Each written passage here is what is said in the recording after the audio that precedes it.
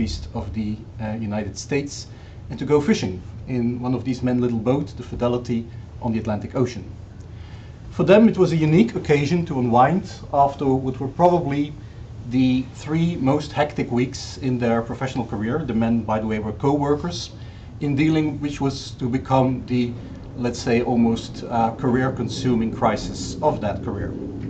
The 2 men, of course, were George Herbert Walker Bush, then President of the United States, and his close and trusted friend and National Security Advisor, former Air Force General Ben Scowcroft.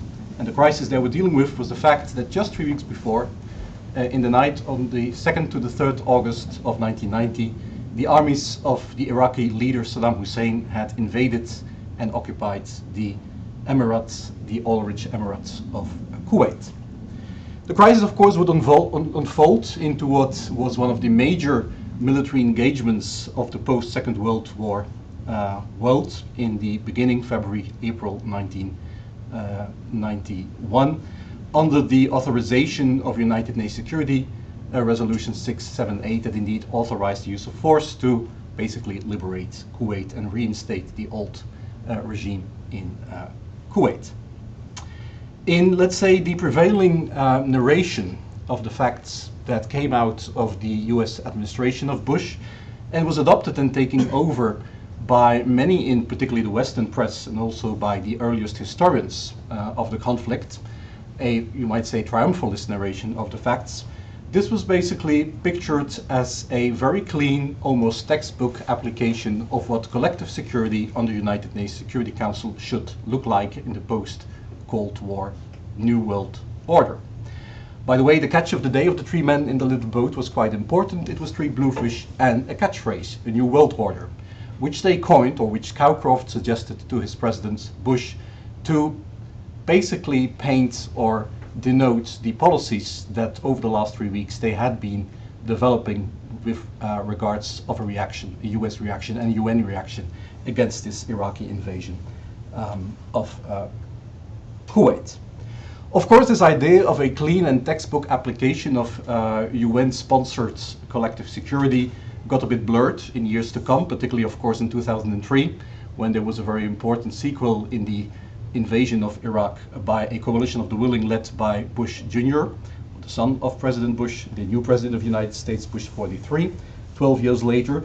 But even today, international lawyers in their textbooks on use of force of international law still indicates, you might say quite generally, the events of 1990 and 1991 with relation to Kuwait as the moment of the revival of collective security under the United Nations Security Council system, a revival after 40 years of hibernation during the Cold War.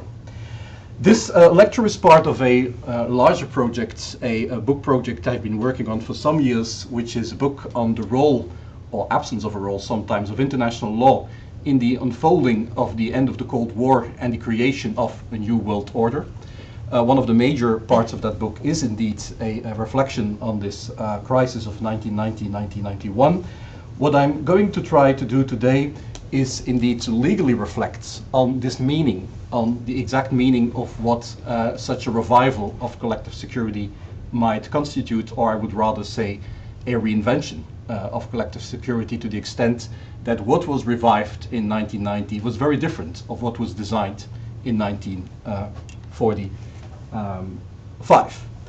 When the crisis struck on the 2nd of August, the 3rd of August already in the Middle East, in 1919, with over 100,000 Iraqi troops invading Kuwait, particularly, of course, taking the city of Kuwait, but also driving towards the Saudi border.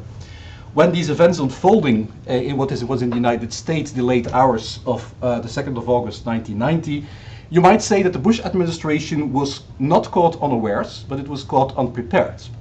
In the months before the invasion, there had been a crisis or tensions escalating between the regime of Saddam Hussein and the Emirate of Kuwait that mostly focus on the demand of Saddam Hussein to get and gain debt relief for the international debt he had with the Gulf states, particularly with Kuwait, who helped him financing his 8 years war against Iran between 1980 and 1988.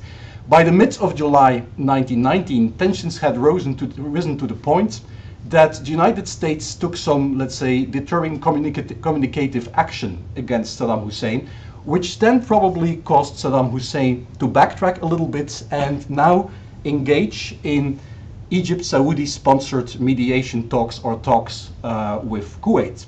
Later it would appear, and now we know quite for certain from the sources of Iraq, that Saddam Hussein really decided to invade Kuwait at the beginning of these, or before the beginning of these serious negotiations, and that these negotiations were just a scam to allow him to surprise the world and, let's say, rob the bank while nobody was looking in his direction.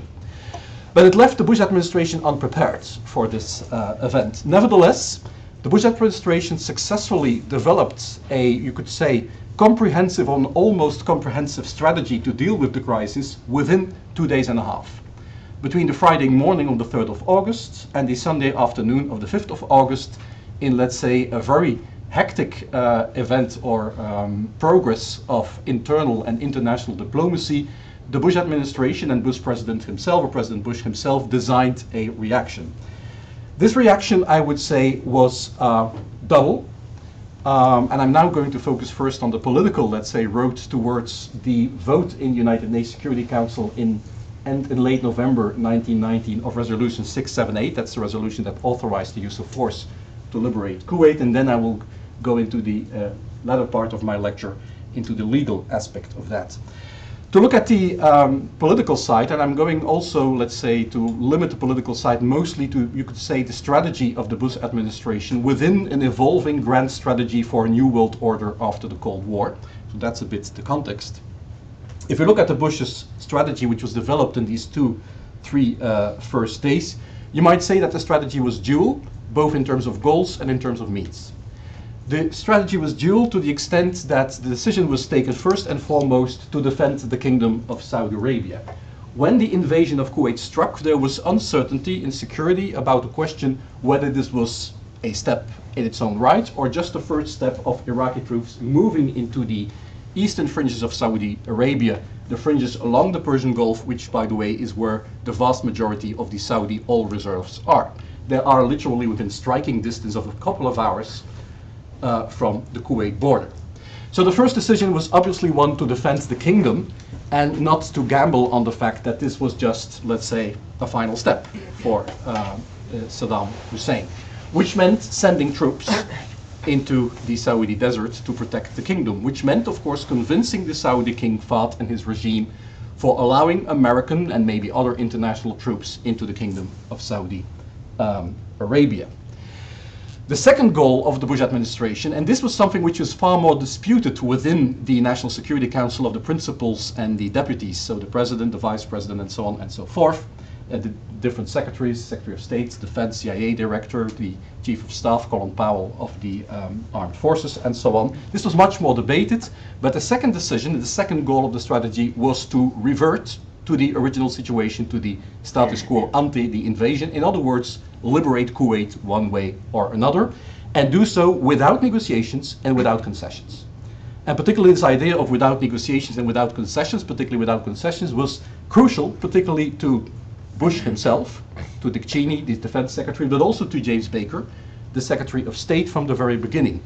What was the reason for their, let's say, very strong desire to revert to the original situation and not allow Saddam Hussein any gain from this new adventure, from this second invasion since he was president, the first one being that of Iran in 1980, was both geopolitical in terms of the region and geopolitical in terms of a global order.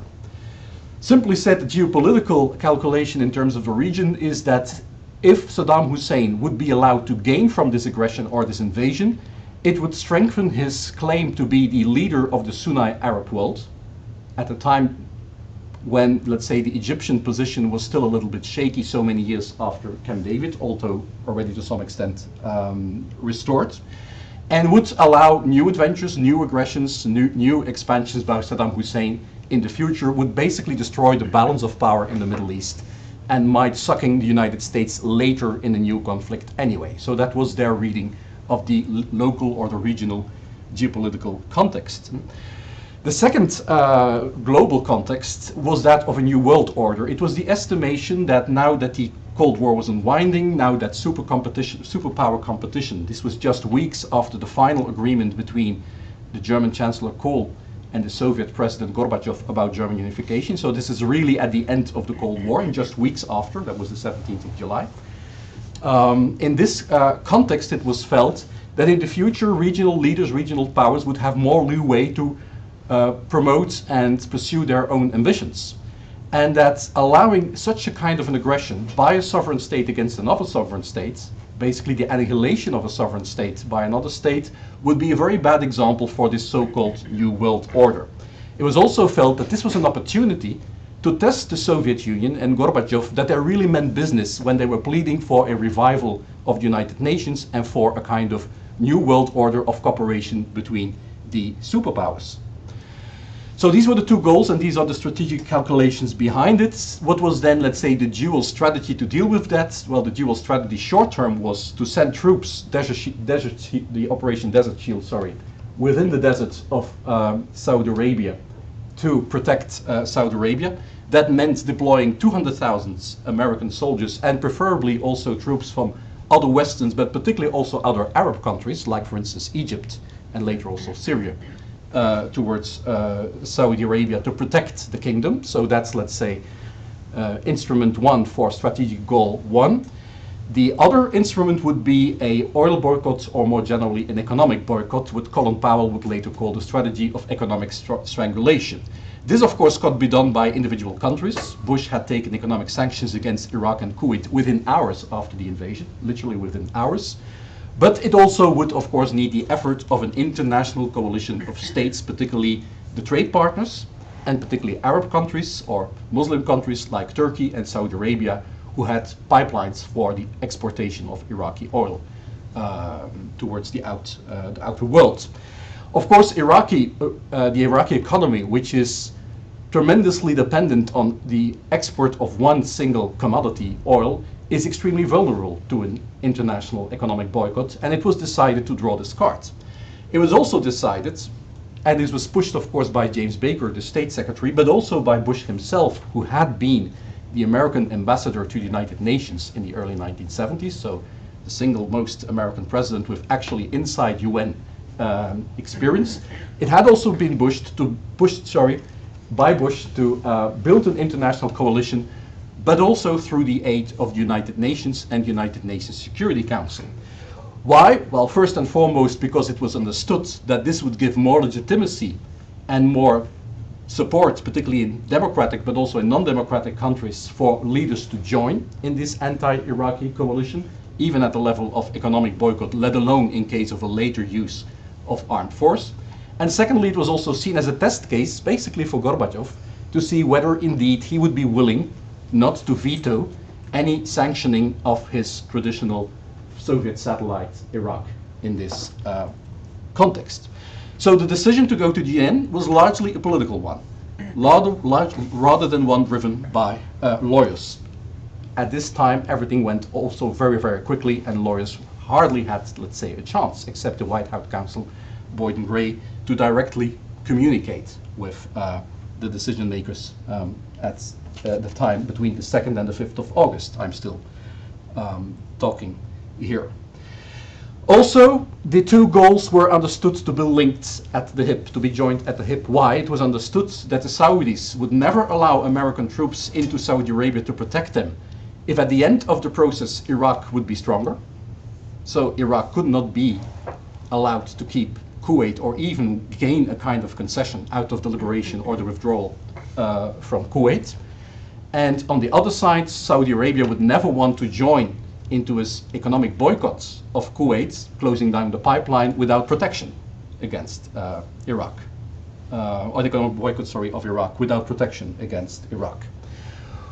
What had an international coalition to look like? As you can see, in the end, almost 40 countries joined in one way or another in the effort to liberate Kuwait one way or another.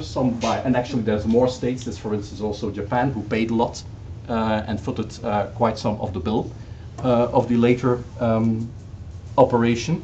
Well, I would box them in 4 categories, these allies. First, there's the countries in the neighborhoods that are crucial, geographically speaking, but also in terms of making this a global non-Western effort, which are crucial for the setup of a economic strangulation policy, of a economic boycott of Iraq, or of just housing the troops that need to be sent to the region.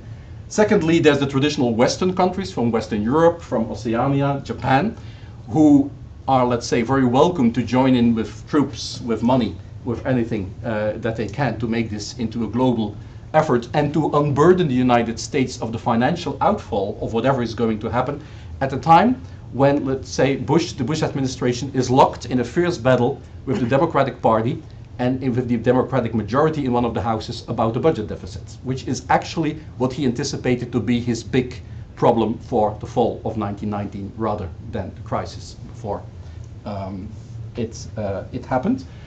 A third type of allies then, aside from the Arab or regional countries and Western countries, are the two non-Western countries on the P5, on the permanent members of the United Nations Security Council, China and particularly the Soviet Union because of their potential veto. And the fourth category is Israel. This is actually the ally that should be convinced not to meddle and not to interfere and not to support the coalition because, of course, too obvious Israeli involvement in an anti-Iraqi policy would break, of course, the support in the so-called Arab Street for Egypt, Saudi Arabia and other countries to oppose Iraq's invasion of Kuwait. So that's a very particular ally, you might say, in this debate. If we go from there, we go to Monday the 6th of August, the day in which two major decisions are taken. The King of Saudi Arabia allows for the deployment of 200,000 American and other international troops into the Persian Gulf and particularly into the Kingdom of Saudi Arabia. And the United Nations Security Council, which already in the night of the 2nd to the 3rd or the 2nd August had voted a condemnation of the Iraqi invasion of Kuwait, invoking Article 39 and 40, so Chapter 7 of the United Nations Security Council. This is quite remarkable how fast the United Nations Security Council does that if you compare that to the fact that for the Iraqi invasion of Iran, it took 7 years until the summer of 1987 for the United Nations Security Council to vote a resolution invoking powers under Chapter 7 and thus calling this a breach of international peace. Here it took less than 7 hours. You might almost say it in a couple of dozens of minutes for them to do so. So indeed, there is any indication from the Bush perspective, there is an indication that the Cold War is over and that we're moving towards a chance to revive collective security. The other major decision is taken on the 6th of August when the United Nations Security Council votes this very extensive Resolution 661, which is the most far-reaching and almost complete economic boycott, a complete import-export prohibition of trade between Iraq and the rest of the world.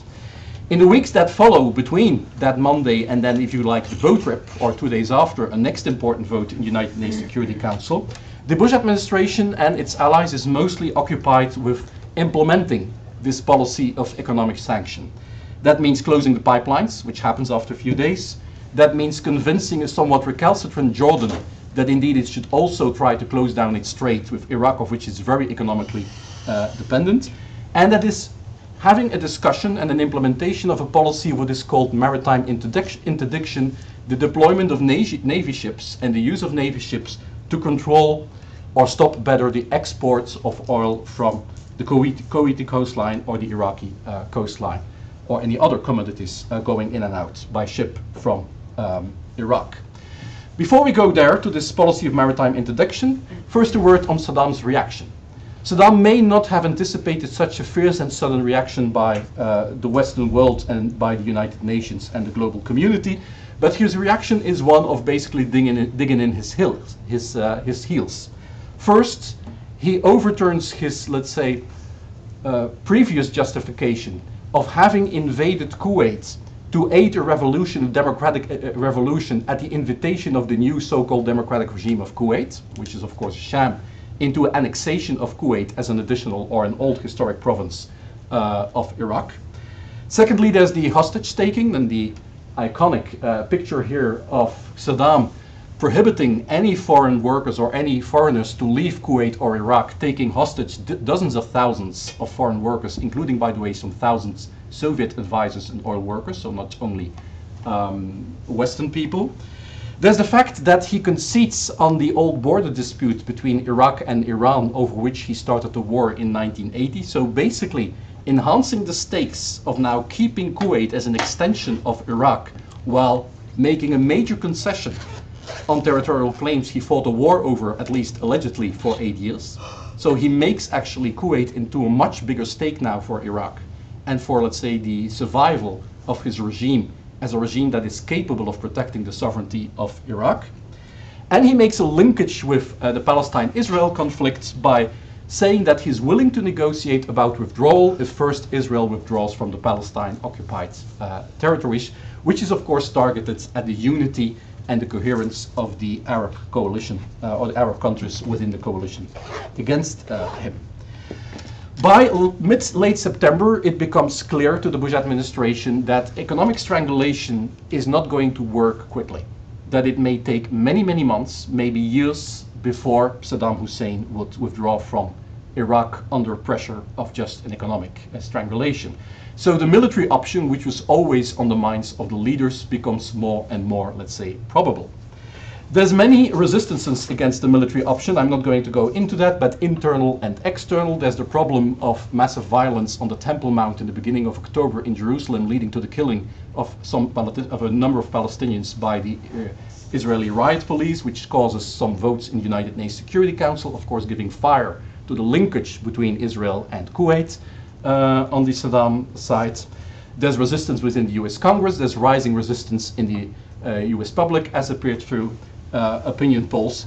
But there's of course most and foremost the need, as long as you want to work through the United Nations Security Council, to move towards the use of force to keep the Soviet Union on board. And for that, Bush stages a crucial meeting, a last-minute call meeting, you might say, in the beginning of September with Gorbachev in Helsinki. Bush here wants to get a concession, which in the end, in a joint press statement, he gets a concession, a kind of threat that if economic strangulation doesn't work, other means might be deployed, meaning, of course, the use of armed force. So he basically gets a vague promise from Gorbachev that in the end he will not oppose the use of force if there's no alternative left. What's Gorbachev's position in this? Gorbachev has made a very conscious choice from the beginning to be on the side of the West and the United States in this crisis, and thus basically join in the condemnation of the behavior of this former, if you like, or still present Soviet satellite, or traditional Soviet satellite in the Cold War setting. So indeed thinking beyond the Cold War. But Gorbachev is dead set against the use of force. He wants what he calls, to some extent in communist ideological talk, a political process to solve the problem, and he wants to prevent as long as possible the use of force. On the other side, he doesn't want to risk his relationship with the Bush administration and with the United States, because by that time Gorbachev realizes full well that his strongest hold on power in the Soviet Union, which is now very slippery, is probably his ability, his unique ability to make deals with the United States and with the West. So in the end, he's going to fold. Bush, by the way, gives him a major concession. At least Bush, I don't think Bush really understood how major his concession was in the eyes of Gorbachev. That is that he promises that when there will be a future general peace process for the Middle East, including for Israel and Palestine, the Soviet Union will get a seat at the table, which is a complete reversal of the United States policy for the Middle East of the last 15 years, which was about excluding the Soviet Union from the Middle East. So for Gorbachev, this is a major concession, which then he pays back by saying that he will not oppose the use of armed force. But a real, let's say, turning point in the Bush's strategy from economic strangulation to armed force happens at the very end of October. And the reason why it happens at the very end of October is partly electoral. It's a few days before the midterm elections, so the decision is kept secret until after the midterm elections. But it's mostly military. The military have told Bush that they will build up until 200,000 troops, and when they are there, a decision has to be made. Either you start to rotate troops, either you continue to build up towards 500,000, which you will need for a liberation of Kuwait. And that decision has to be taken at the end of October. The military also indicates that in the end they would prefer to start action between January and February 1991 for all kinds of reasons. And this is in the end the timetable that is dictating the pace. In the end of October, the Bush administration decides to continue build up troops to 500,000 troops opening the option for a massive offensive for the liberation of Kuwait with a pincer movement through Iraq. So not doing a frontal attack on the coast of Kuwait or on Kuwait, but doing a pincer movement attack through Iraq. So extending the theater from Kuwait to a part of Iraq. It's also decided that at that same meeting that they should try to get a vote in the United Nations Security Council to get the authorization for the use of force, and to do that in a way that the calendar of January, February will not be jeopardized. And for this reason, James Baker becomes, let's say, a kind of a traveling merchant, starting a worldwide trip or a series of trips to speak to every single delegation that has a seat on the United Nations Security Council, and to, of course, negotiate for a positive vote. Key, of course, is his meeting with Gorbachev and Shevardnadze, is the meeting between Bush and Gorbachev at the Paris conference for the Charter of a New Europe, and is the final meeting the day before the vote between Baker and between Shevardnadze. They want to have the vote in November, because in November the United States is holding the chair of the United Nations Security Council. In December that will be Yemen, which is the closest thing of an ally that Iraq has on the United Nations Security Council. That's why the vote is taken the 29th of November. In the end, Baker makes two textual concessions, or important concessions, in the drafting process of the resolution to the Soviets, and particularly to the Soviets. First, armed force or any kind of wording like that is replaced by necessary means, by the euphemism of necessary means. At some point, Baker had a list of 7 or 9 alternatives, and Shevardnadze settled for necessary means. Secondly, and more crucially, while the Soviets would like, Gorbachev would like 2 resolutions, one to threaten the use of force with a date, and then to decide the use of force, it's decided to do that in one resolution with an ultimatum that the Americans want the 1st of January, the Soviets want the 1st of February, so it ends up being the 15th of January. And that brings me then, of course, to the crucial legal question. International lawyers until today debate what Resolution 678 is. Is it an application of collective security under Chapter 7, Article 39 or 42? Or is it a confirmation of self-defense?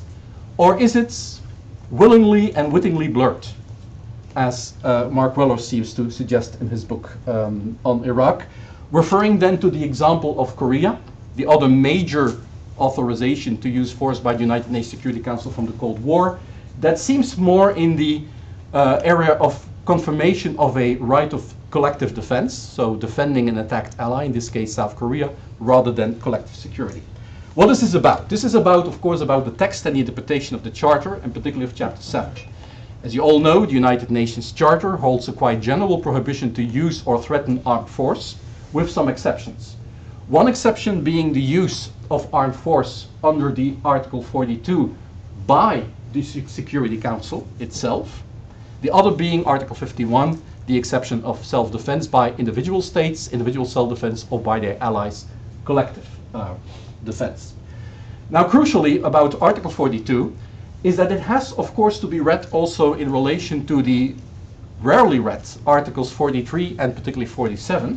43 that provided for the fact that the members of the United Nations Security Council, the P5, let's say, would make agreements as to designate certain troops that would be on call for the United Nations Security Council, which because of the Cold War it never happened. And Article 47 that plans for the establishment of a military staff committee of the chiefs of staff of the P5. Now, in the reading of the text and in the negotiation that followed the voting of the signing of the United Nations Charter in 1945, it was clearly in the intention that this would be an operational headquarters. So when Article 42 said that United Nations would actually may take action by forces, it meant that United Nations, through this military staff committee, in the end would have the operational command of these actions, which again, because of the Cold War, never transpired. Article 51 is, of course, subject of many interpretative debates among lawyers, academic lawyers, but also lawyers working for governments. The reason why it slipped in between the preparatory conference in Dumbarton Oaks and the final drafting of the charter in San Francisco in 1945 is actually the word collective. It was always understood, just like with the Pact of Paris of 1928 that outlaws war, that self-defense is an obvious exception. And it was also understood that it was better not to write that in the Charter, because writing self-defense as an exception in the Charter would, of course, open the Pandora box of interpretation. The reason why it was written in was collective self-defense, namely that the Organization of American States had just accepted a treaty that was allowing for regional collective defense. And the Arab League, by the way, too, but the driving was, of course, here done by the Latin American states and the United States. In the end, after many solutions had been debated, it was decided, particularly under the leadership of the American Senator Vanderburg, to write in an exception of self-defense, individual self-defense, but also collective self-defense into the Charter. And that, of course, already opens some ambiguity about what self-defense means, because individual self-defense was supposed to be very restricted, while collective self-defense or collective security at a regional level by an organization of the American states might, let's say, be more open to broader interpretations of what defense is supposed to mean. Of course, textual readings of this article, when an armed attack occurs, and the modulation that self-defense should immediately be followed up by an information, by reporting this to the United Nations Security Council, and that the self-defense should not come into the way of the competences and the execution of collective security by the United Nations Security Council, a textual reading of this article leads to a very restrictive reading of self-defense. But international lawyers, for instance starting with Hans Kelsen already, have generally accepted that the words "nothing in the present Charter shall impair the inherent right of defense" means that the article doesn't create a right of self-defense, but confirms a pre-existing right of self-defense. And this reading has been beefed up by the International Court of Justice in 1986, saying that it continues to be a customary right of self-defense, and it can still evolve as a part of international customary rule. That, of course, has caused international lawyers to question if this is a confirmation of a pre-existing, rather natural or customary right of self-defense. What was then the customary right of self-defense? Now the problem is that this, and I don't have time to go into this, but you can read it later, that there's many, let's say, historical intimations and uses in state practice of the word self-defense.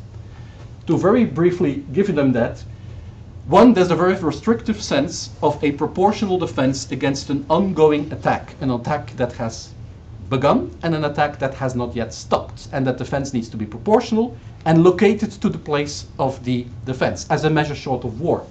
There is the use in pre-1945 state practice of self-defense in the context of a defensive war. That is a full-blown, disproportional war that has started because one has been physically attacked. That has started because the cause of this war is an unjustified attack. This is an inheritance from the just war doctrine. But there's also in 19th and early 20th century state practice a kind of confusion between self-defense and self-preservation. Self-preservation being the much wider right of a state to defend its rights, its interests, and its honor, but not defend them necessarily by the use of armed force. And self-defense being to defend yourself against physical attack. These, let's say, two terminologies are often confused in the state practice of the 19th, 20th century, particularly when after 1928, most kinds of war, except wars in defense, are forbidden for obvious reasons. Now, whatever is the, let's say, original intention of the drafters of the Charter, a logical reading of the text is to read them, I mean, at one side collective security, at the other side self-defense, as communicating vessels. The more active the United Nations Security Council is in managing the international peace and security of the world, the less space and room for defense. The less active the United Nations Security Council is, the more space for defense. And this is, of course, exactly what transpires in the Cold War. In the whole Cold War, the United Nations Security Council will only in 7 cases invoke Chapter 7 by calling a crisis a threat or a breach of international security. While there's dozens and dozens of cases before the Council and dozens outside of the Council where states, and often both states locked in a conflict, invoke the right of self-defense. And in doing so, of course, try to expand the meaning of self-defense from a proportional, in time-limited measure as long as an armed attack occurred to, for instance, extending self-defense beyond the theater of the regional, the territorial theater of the attack, extended self-defense until after the attack has stopped, extending self-defense to anticipatory self-defense, extending self-defense to the defending of foreign citizens or your own citizens abroad, to indirect armed attack, to political interventions, to humanitarian interventions, and to acts of reprisal. Now, does this become international customary law? I would say here the picture is ambiguous. You might say, and many lawyers who study that say that the international community, speaking in debates in the United Nations Security Council, has generally been very hesitant, if not very negative, about allowing an extensive interpretation of self-defense. So there's very little room to say that the international community has shown opinio juris to extend self-defense beyond two exceptions. One is indirect armed attack, so state sponsoring of somebody else, armed attack, and secondly, defense after attack has stopped. So that might open the door towards self-defense extending towards reprisal, or self-defense extending towards a full-blown defensive war. So there is more opinio juris there than in other cases. But the ambiguity is, of course, that some states have constantly pushed for widened reasonings of self-defense. If we then go to the debate, the debate in legal terms has been mostly driven by, among others, this man, L, which is the acronym for the legal service of the State Department. This man is Williamson, who became the head of the legal department of the American State Department in the beginning of August, so just one day before the Iraqi attack on Kuwait, but he was a deputy for quite some time. The key resolutions have all been drafted by L Services and by the American legal delegation on the United Nations Security Council. So this is really the man and his staff to look for who drafted in legal terms the resolutions. The modulation in negotiations was largely done by James Baker and his political deputies. So where the lawyers were a little bit less directly involved, except at the very end. In the American administration, the debate about what to do was waged twice. First, in relation to the need to have United Nations security beef up for maritime interdiction of the economic boycotts, and then, of course, more crucially, in November, in the debate to have an authorization to counter the Kuwaiti invasion by liberating Kuwait. And twice the reasoning was pretty much the same.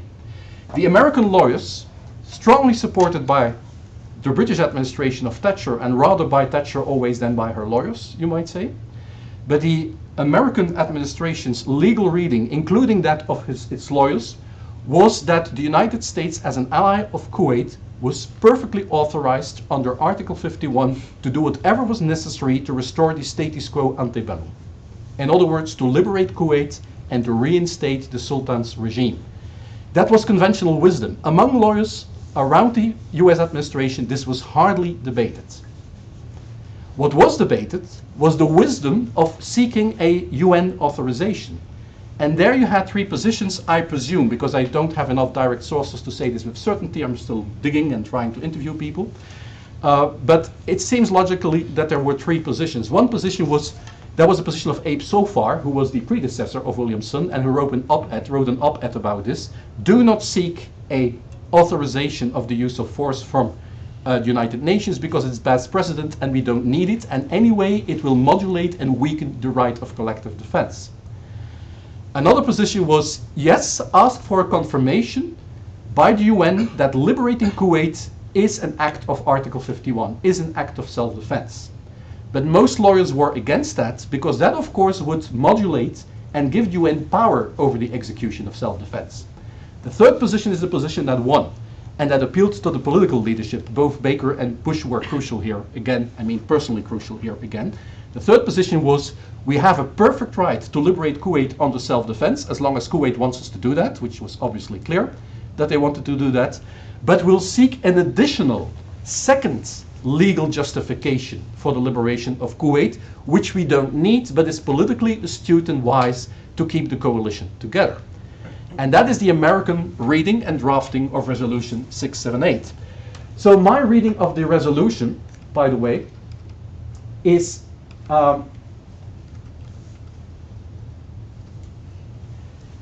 not that the resolution has been consciously blurred, like for instance Weller and others would say. They say that there are indications that the resolution is taken as a confirmation of self-defense, and there are indications that it's an action under collective security. The indications for self-defense is the fact that there is no control by the Military Staff Committee or about any kind of institution of the UN of the application of the use of force, which seems to indicate defense. And the other strong indication for defense is the phrase states cooperating with the government of Kuwait, which is also the phrase which was used for Korea in 1983. The indications that this is not self-defense, but this is collective security, is the phrase to restore peace and security, and the goals which are much wider than that of defense, but that of upholding all resolutions following after 660. My thesis is that there was no conscious blurring on the American side. They really chose this to be a resolution on collective security and not on self-defense. And I have 5 reasons to say that. First, it would be absurd from the American position to make this into a confirmation of self-defense beyond a mere affirmation of self-defense. So anything that would add to that would weaken their position on self-defense and was actually what they adamantly didn't want. So they didn't want a confirmation for self-defense, because that would of course also mean that it could be withdrawn. Secondly, reading this as a confirmation of self-defense means that the very wide powers that the coalition get here would imply that all the states who vote for this resolution would agree with a very wide reading of self-defense, which most didn't. So it would mean that they would mean to imply that self-defense means, for instance, the right to demand reparations from Kuwait, which of course most states would never dream of saying. Thirdly, this sentence has been slipped in for one reason only, to exclude Israel. That's the real reason why this sentence is here, because Kuwait would not invite Israel to come on board. So to not authorize Israel of doing anything. Fourthly, both the opponents and the proponents of the resolution in the United Nations Security Council clearly assumed this a correct or a faulty application of collective security. And fifthly, after the vote, the American and the British governments, the champions of self-defense, constantly from now on referred to the authorization of the UN as an instance of collective security. Why? Because collective security, under the reading of the resolution, allowed them to use force for much wider goals than defense ever could. Crucial here was that already at the time, the American military was convincing the Bush administration that in the use of force, they should take care to deal with Iraq's missile technology, its weapons of mass destruction, and particularly with the Republican Guard. That it would have to deplete the military force of Iraq, so that the goal of the United States by November was not longer to reinstate the situation of the 1st of August 1990, but to severely weaken the military power of Iraq. And they felt quite quickly that they could do that under the phrase to restore international peace and security in the region. In the end, this is an application of collective security, but it's not a revival of collective security. I call it a reinvention of collective security, and it's mostly driven by the American desire to stop the Soviet scheme of reviving the Military Staff Committee. Gorbachev already in '87, in tempore non suspecto, and now again in August 1990, had pleaded for the revival of the Military Staff Committee and the build-up of the Military Staff Committee. In the discussion on maritime interdiction, Shevardnadze actually proposed the use of the Military Staff Committee to guide military interdiction. What the Americans wanted was not an application of Article 42, and the resolution doesn't refer to Article 42, was not an application of Article 42, but a broad authorization, which is rather a novel thing, by the United Nations Security Council of the use of force to liberate Kuwait and to fulfill all the goals implemented in the relevant resolutions. Now, the goals that the voting states who voted for the resolution agreed on was the liberation of Kuwait, the reinstitution of the Emir, the revocation of Iraqi annexation, and the liberation of all hostages left. But the resolutions also stated some other goals that you might now attach to the use of force, which was not done during the vote or before the vote, but later. The fact that Iraq should accept the sanction regime. The fact that Iraq should have to financially compensate all the damage done, and the potential criminal prosecution of some of its leaders. And except for the final goal, the coalition would assume those goals quite quickly into its policy. At the time of the vote, nobody really thought much about the sentence to restore international peace and security in the area, except of the Finnish delegation. But later it would of course be used to open the door to the coalition dictating the terms of an armistice or of peace. And this is the end what happened. What started with an American desire to avoid the Military Staff Committee ended into a situation in which the coalition led by President Bush decided fully on the operation, on the management of the military operation, but also on its moment of commencement. A date was set, but it was a earliest starting date. But the agonizing of President Bush over Christmas, for instance, shows you very clearly that in the end, one man decided on the start of the use of armed force. The ending of armed force was in the end, again, in the hands, finally, of one man, President Bush.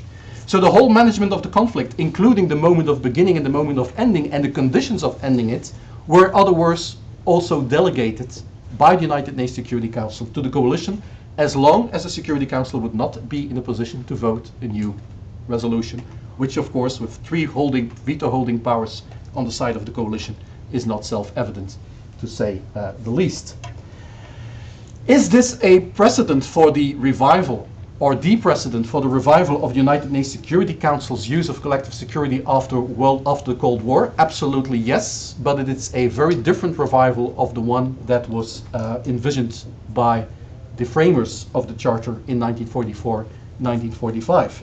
The key difference is that the framers saw this as a, let's say, use of force managed in some capacity by the United Nations Security Council, and this became a blank authorization of the use of force. I think this is a crucial key moment in the formation of post-Cold War American grand strategy or geopolitical strategy, which in the end would be laid down in the first year of the Clinton administration in the National Security Review of 1993.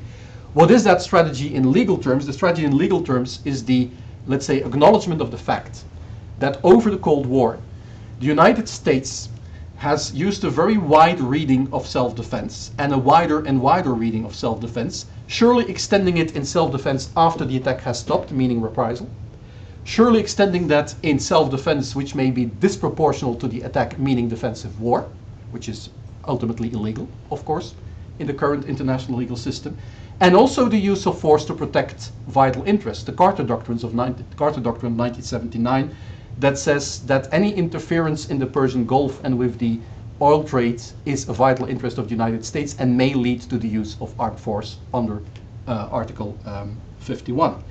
So an acknowledgement of the fact that the United States has based its legal strategy of its leadership of the Western coalition in the Cold War on a wide reading of self-defense and will continue to do so after the Cold War.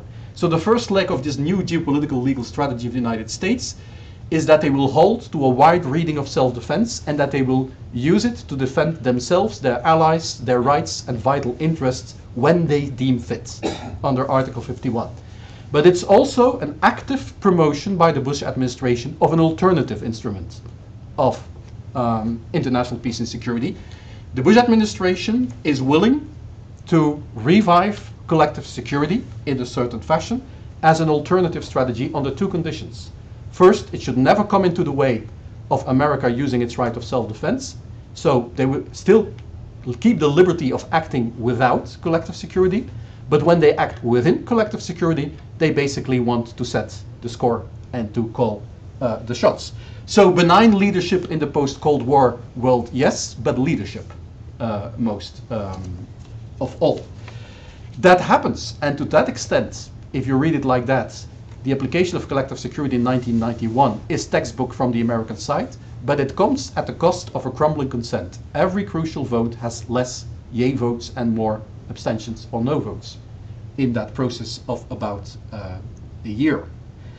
This fits the 1993 national security strategy of the Clinton administration, which was, let's say, largely in tune with that of the Bush administration, that very blatantly says that the strategic military goal of the United States in the post-Cold War era is to be superior, is to have no state competitors in terms of military force, which is, of course, you could say, the military political hardware side to the software interpretation of the law.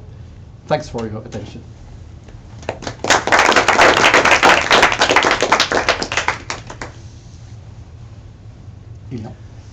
Thank you very much, Randall. As usual, it was just too impressive to describe. I have two questions so far. Is it possible if you answer them one by one? I'll try. Okay. The first one, but they are both incidental. To be honest, the first question concerns the Iran-Iraqi war. You mentioned that the resolution took 7 years to adopt. So I wonder who actually prevented the resolution denouncing Iraq. And in this context, it's the same question. You mentioned that Iraq was a Soviet satellite. So are you sure about that? Because I didn't have that impression. So yeah. Okay, first question. Well, there's many reasons why a strong resolution referring to Chapter 7. There were, of course, many resolutions before those 7 years, but they all refrained from indicating a responsible. By the way, 87 still did that, but at least it set up a panel to discuss that. But they even refrained from calling this a breach of peace, and hundreds of thousands of deaths didn't change that for 7 years. Why? Because the superpowers basically decided that they would remain neutral in the conflict, and that was, let's say, the only thing they could agree on. Any further step would probably have ended up in the old Cold War antagonism and leading one to oppose the proponents from the other. Why 87? Well, the answer is Gorbachev. The answer is that in 87, negotiations about Afghanistan were not finally moving somewhere, but were moving a bit, and that there was more of a willingness among the P5, and particularly among the United States, Britain, France on one side, and the Soviet Union on the other side, to discuss this and to do something about this.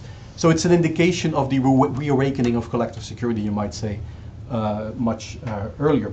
Satellite, well, of course, in as much in the Western eyes, Iraq had been a Soviet satellite since the second Ba'ath ascension in 1968, and particularly in the early 70s. It had always been a very difficult satellite, a very independent satellite.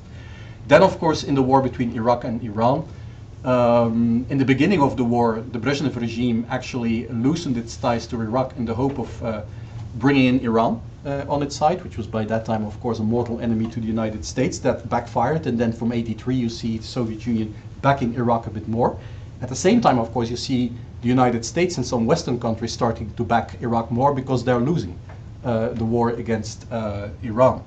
But in the end, I think the cynicism of Henry Kissinger really speaks here best. Namely, for us, he said it's best that they both lose, which is in the end a very rough, but in the end not very incorrect reading of the United States policy.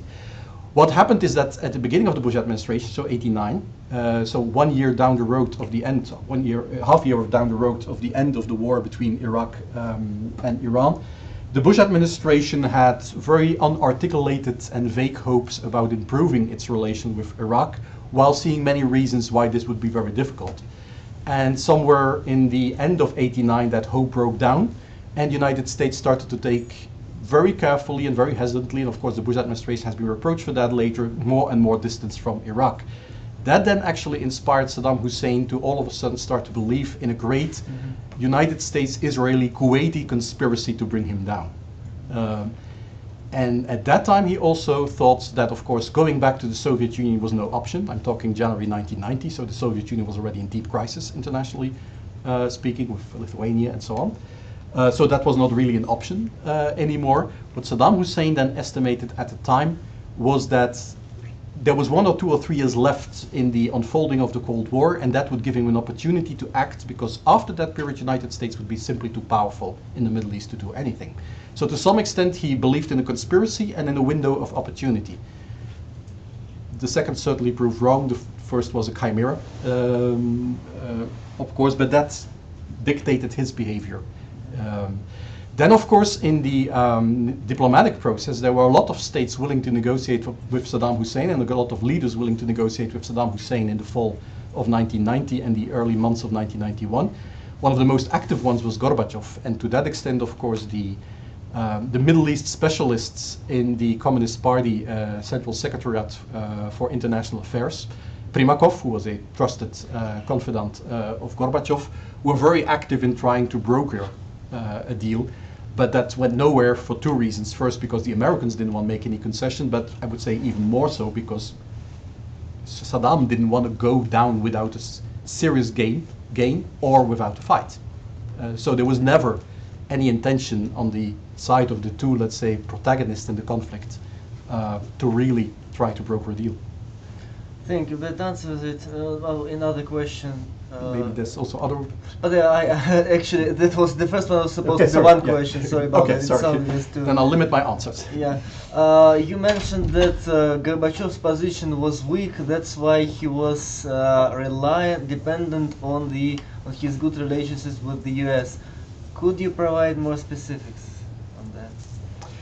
Well, I'm still for my book going into that, but this is of course the time when more than a year the Congress of People's Deputies has been elected in March '89, and power has been particularly publicly transferring, or the debate has been opened within the Supreme Soviets, and Gorbachev is spending more and more time basically on managing that very unruly two bodies.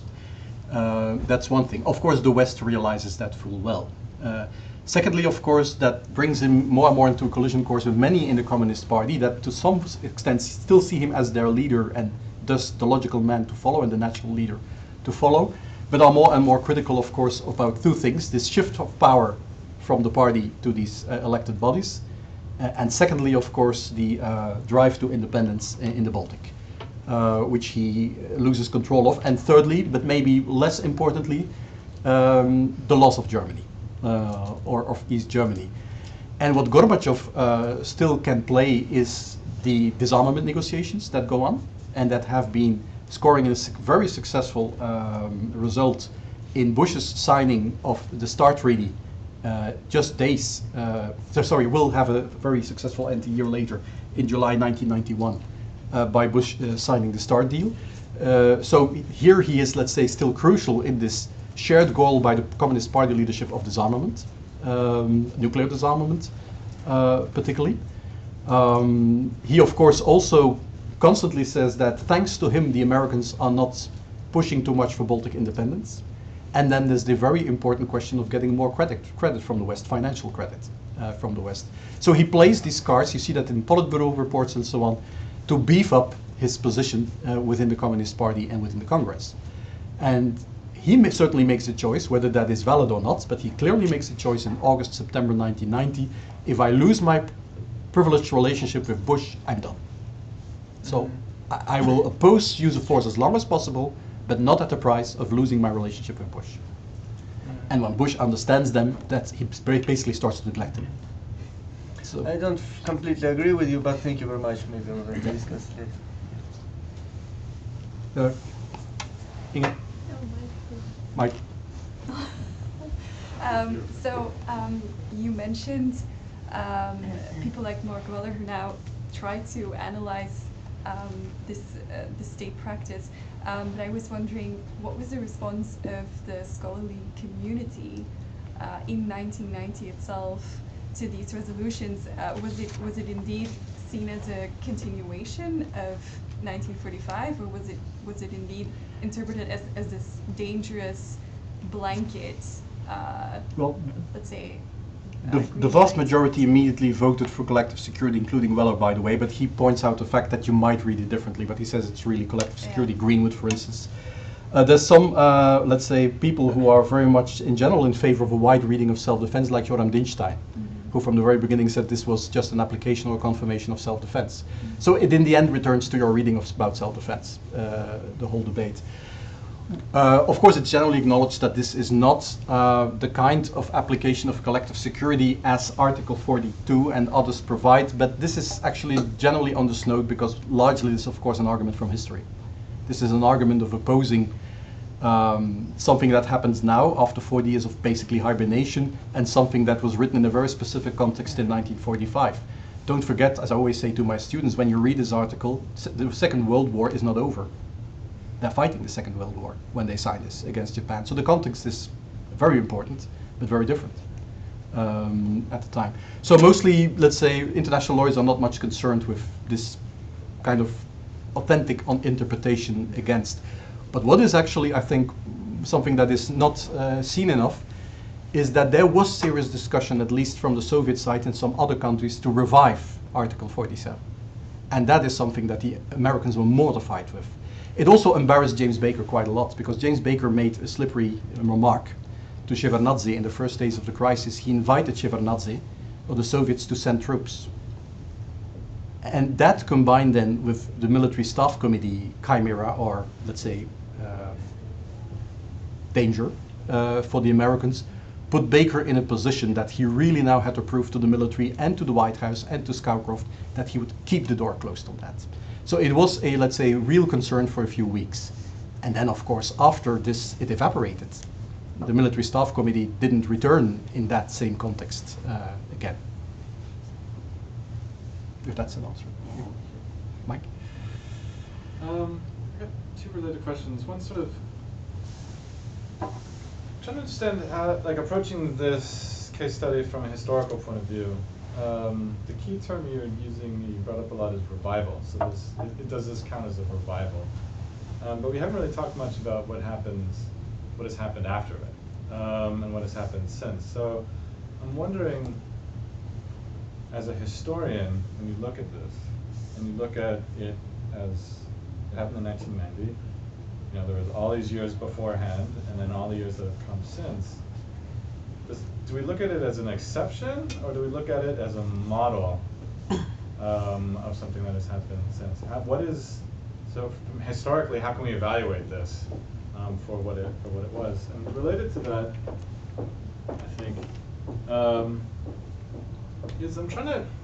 The 90s were a funny time. I went to university in the 90s. That's why I finished high school in the 90s. I remember the 90s very well. But one thing that really struck me about the 90s was that international law was supposed to fix everything. And there's a narrative that comes out in the 90s that the Cold War is done. You even used the word hibernate. So the Cold War is done. Now we can like revert back to international law. That somehow the Cold War was sort of a derivation. It distracted us, and now we can come back. But I'm wondering why that was the case. Like, why was it that it was international law was sort of something that we were going to fall back on or return to as the solution to fix everything, as opposed to something else? Like, why, if you've got the end of the Cold War, you've got a dominant superpower, why do these guys on the boat decide, like, right, we're going to couch everything in terms of international law, why don't we just do it in terms of... Well, that's my argument. They didn't. They say we'll sometimes couch it in the... But yeah, but this is sort of an aspect of, again, that...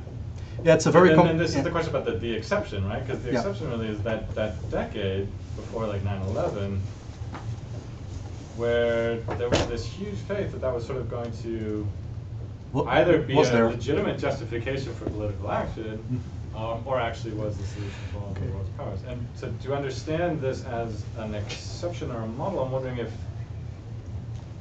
somehow we can get at that sort of what, I guess I'm asking the very broad question. It's like, what did international law mean to these guys at that particular time in 1990? That's a very different question from the first, actually. But the second question about how this evolves in the 90s and later is not subject to my research for my book, where I stopped when Bush goes in January 93. So this is basically about international law in the Bush administration. But of course, it's a very relevant and important question. I think the mainstream idea is this is a revival. I call it a reinvention because it's a very different revival. And then, of course, you have all kinds of interpretation. What was it supposed to be? What it was in the Cold War? What you personally wanted to do and what it became.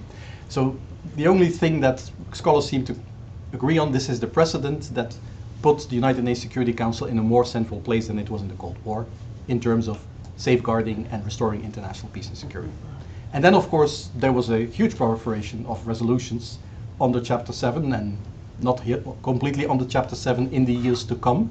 But this is to some extent a unique example, as in the end this is a quite unique authorization of a major war, interstate or intercoalition against state war, and the following conflicts. What is also peculiar about this is that Bush and Colin Powell, his military leader, basically insisted on the fact no mission creep. Now, to some extent they creeped the mission themselves by saying now destruction of the Republican Guard is a goal. But there was also a mission creep, of course, in the Kurdish and the Shiite refugee, particularly the Kurdish refugee crisis, and the resending in of troops.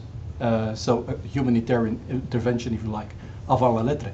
And that's, of course, the real precedent of what happened in the 1990s. Unwanted and very, let's say, legally, weakly justified on the United Nations, but that's in the end what really repeated itself over the 1990s rather than this.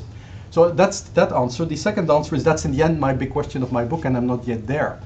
What did the Bush administration and other key players understand to be the role of international law? Well, international law, I would say it is an actor in the field. You have Baker, you have Bush, you have Kohl, and international law is to some extent an actor, but it's a very pliable one, multi-interpretable one. It's a language of discourse, it's a language of persuasion, it's a language of propaganda, it's also a language of nailing down a deal in the end, but it's certainly also a normative language to the extent that it sets certain borders. But was there a very conscious choice on the part of the Bush administration to revive international law? Well, yes, but not to the extent that international law is read to its, for instance, in the phrase New World Order. One of the reasons that I opened this chapter also in my writing with this fishing trip and the coining of New World Order is to indicate that when Bush coined it, it only meant to refer to the Kuwait-Iraqi crisis. There was no grand scheme of reordering the world. Later, when he gave bigger speeches about it, there were very vague ideas, which in the end come down, or at the end of the Cold War, the Fukuyama idea, if you like, we're now in the situation to spread our Western institutions over the rest of the world who's willingly going to embrace them.